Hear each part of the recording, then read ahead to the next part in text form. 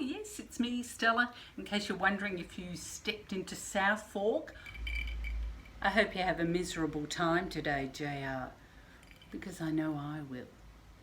I have got my Dallas-inspired aqua, pink and purple wraparound top with immense puffy sleeves. A little bit of audio description. I'm standing right next to a green bookshelf with books on it. Behind me is a great big green plant, lovely big leaves, and well behind me is a brown kind of display case, let's call it that, with lots of glassware in it. This time round I have got 5 Australian books to cheer you up when times are tough. Here on 30 Books I talk about Australian books and Australian writers to inspire you to rush out, buy, borrow, download an Australian book. Things are a bit tough at the moment with yet another festival being cancelled and always book launches are being cancelled. Festivals provide a great opportunity for writers to talk about their books, and there's an opportunity to sell books as well. So now more than ever, please support our Australian publishing industry, which in turn supports our Australian writers. Let's get on to these 5 books to kind of lift your spirits. Some are laugh out loud funny, some are simply uplifting. Stay to the end of the video because I have got a debut novel that you all need to read. But first, in order of preference, they're just 5 picks that I have chosen and I really love them, and I believe that you would love them too. There will be something for everyone. Number 1 is Joanna Nell's The Great Escape from the Woodlands Nursing Home.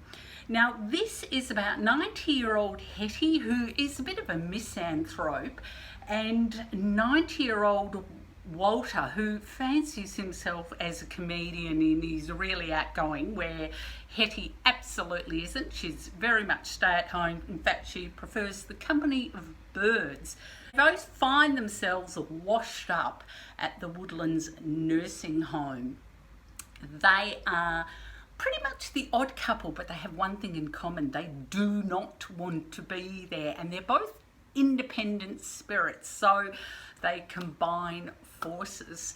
This is a delightful, uplifting novel, and at the same time, Joanna Nell, who is a doctor, she doesn't skirt around the issues of aging. You know, like she talks about, well, there's death, conditions that comes with aging, and also the fact that older people are often treated like toddlers, or they're treated like children who are unable to take care of themselves, and somehow as they're older they're losing an interior life. So what I loved about this is all the characters, or the main characters, they have an interior life still, and they're still affected by the dramas around them, and they want to contribute to life. They want to have a meaningful life.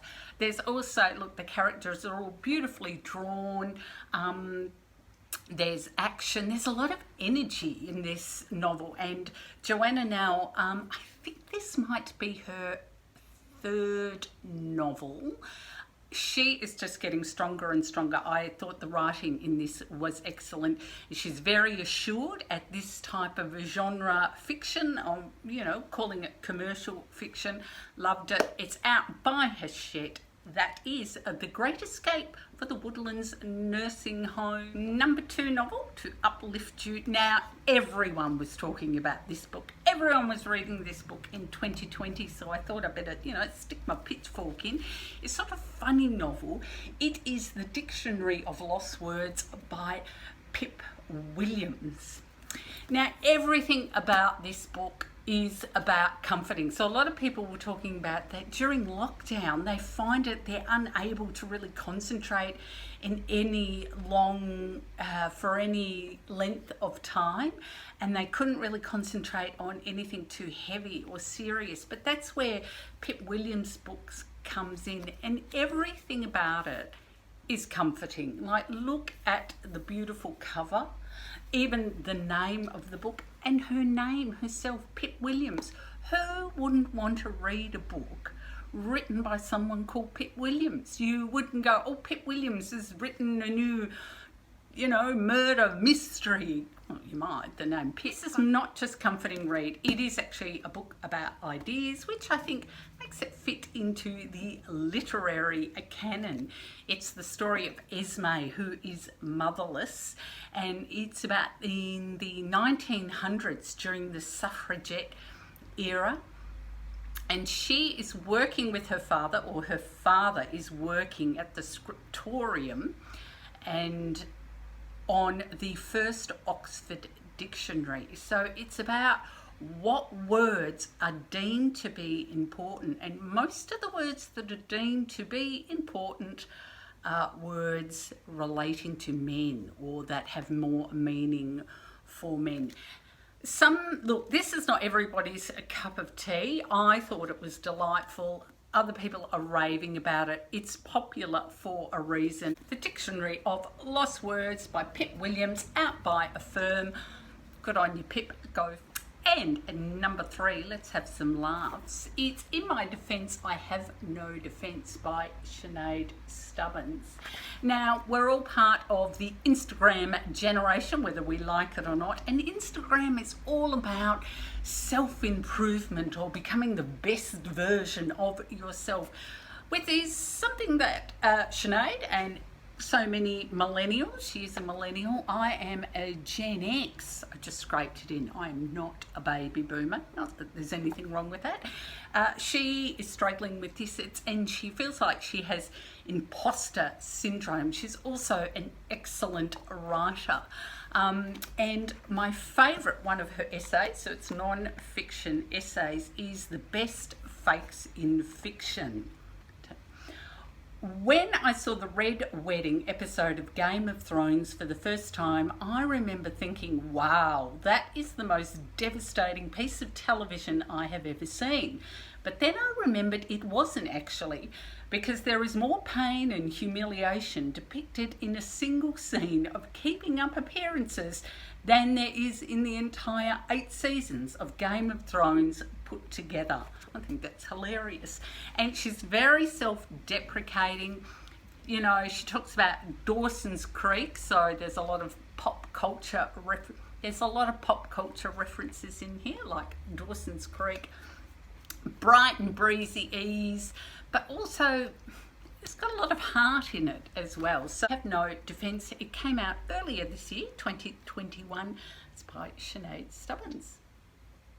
Number 4, actually I lied, because they're more 2 honourable mentions if you're looking for funny, uplifting reads. They're Brilliant Careers, this is really funny, by Ryan O'Neill. This came out in 2016, and it's kind of a piss take about how seriously we take, the whole notion of iconic writers. It kind of had me fooled at the beginning. I really had to kind of go back. It's a literary hoax, but not a literary hoax. Like, it's not fraud, that's for sure.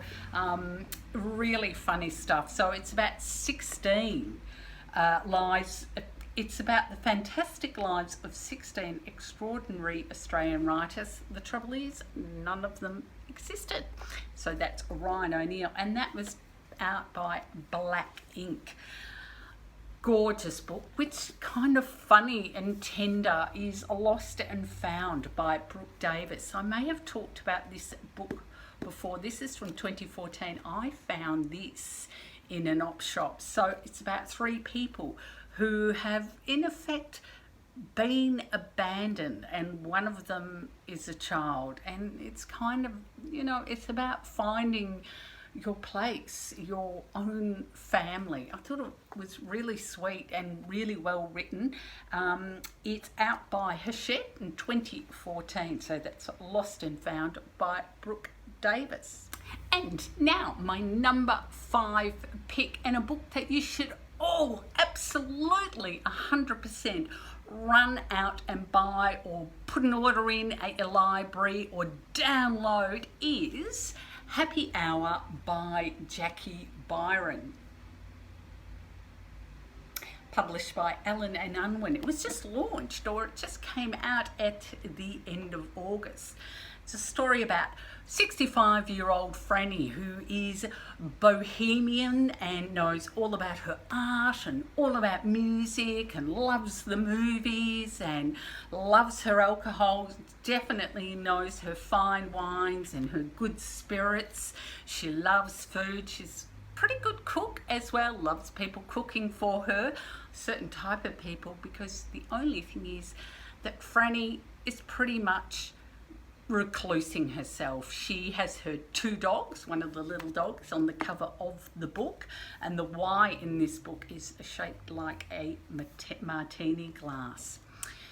Franny is in a trauma state, so she has pushed the rest of the world away, but the world has come to her in the form of her 3 next door neighbours, a little family, a mum and 2 kids, who are also going through a trauma and their lives entwine.